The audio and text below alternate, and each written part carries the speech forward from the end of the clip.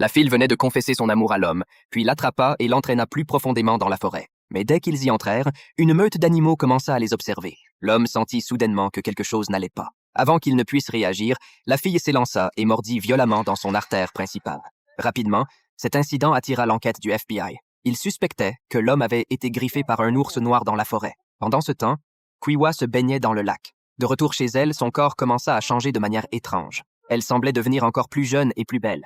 Mais cette beauté ne dura pas longtemps. 3 jours plus tard, Quiwa commença à paraître épuisée, son visage marqué de cernes sombres, comme si elle n'avait pas dormi depuis 7 jours et 7 nuits. Sa meilleure amie, inquiète, lui demanda ce qu'elle avait fait ces derniers jours. Quiwa répondit qu'elle ne savait pas. Peut-être était-ce dû à l'anémie. À ce moment-là, un garçon l'invita à aller voir un film le soir. Pensant qu'elle pourrait retrouver sa beauté, Quiwa accepta l'invitation. Le soir venu, elle arriva chez lui à l'heure. Mais soudain, son regard devint étrange. En voyant cela, le garçon tenta de fuir, mais elle ouvrit grand sa bouche ensanglantée et le dévora. Pendant ce temps, la meilleure amie, sentant que quelque chose n'allait pas, se précipita en voiture pour chercher Quiwa. Mais avant qu'elle ne s'éloigne trop, un événement étrange se produisit. Quiwa, toute couverte de sang, sauta soudainement sur le toit de sa voiture. Terrifiée, elle prit la fuite. Mais une fois rentrée chez elle, elle découvrit que Quiwa était déjà là, de retour à la maison.